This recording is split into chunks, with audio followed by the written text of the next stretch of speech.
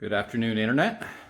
I have here two rear HVAC units that I pulled from my Delica L400s. The one in front is from a 2001 and the one in the back is from a 2002. Although these seem to have been present throughout much of the production run of the L400. On the back here, this is toward the back of the vehicle. These are both upside down right now. We have our induction fan, which is going to pull air from the interior of the vehicle. There's a vent in the back, just in front of the rear wheel well. This is all just behind the driver's seat. Fan pulls this in, and it's going to go through the air conditioning unit right here. And there's going to be a little gate in here. This is our heater core right here. And there's a gate which is going to choose if the air is flowing by the air conditioner or flowing by the heater. And then it continues on forward, and we see another gate. And I believe this outlet will go to the feet of the people who are in the back, and this one will go up the pillar behind the driver and be distributed above the passengers' heads in the back.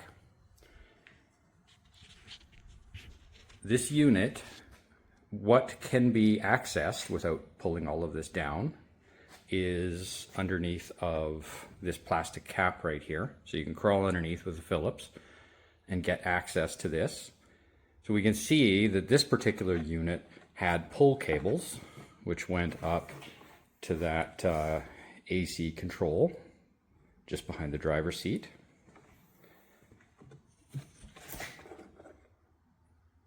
And so if that's getting sticky, this unit has been sitting in the rain now for a month, so it's not terribly happy. You can take this cap off and work on making this move more freely.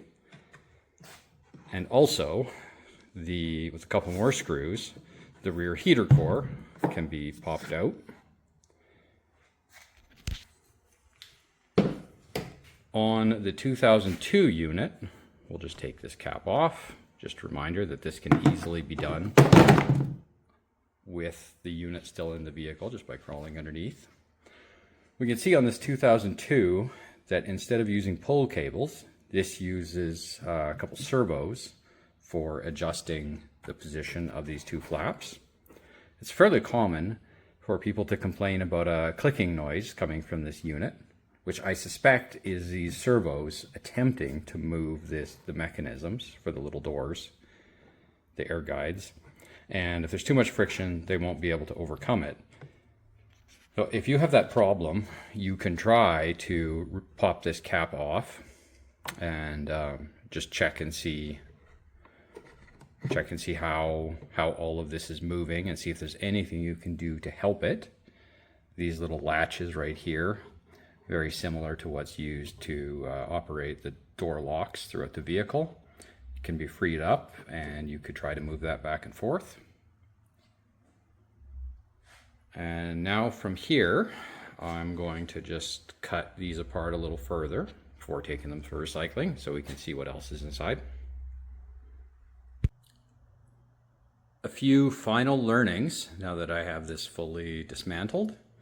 The airflow from the fan, 100% of that goes through the air conditioning, I guess that would be the evaporator. And you can see there is a little thermistor here picking up air temperature downstream. That'll go back to the aircon ECU that's under your dash. And so all the air is committed to going through the evaporator. And then from here, our little door will choose whether that air carries on through the heater core or it bypasses the heater core. Air conditioning can be controlled with an external valve, which is just in the aircon lines, the coolant lines going to this unit. And so the aircon ECU can turn the flow of coolant into this unit on and off, but the flow of coolant from the engine cannot be gated. It's just always going through this this heater core here, which will be hot basically all the time. And that's about it. Now I'm going to sort these into plastic and metal, and I'll be done with this. Final note, there is no cabin air filters on the Delica L400, and we can see on these evaporators from this rear HVAC units that they're pretty dirty, pretty plugged off here.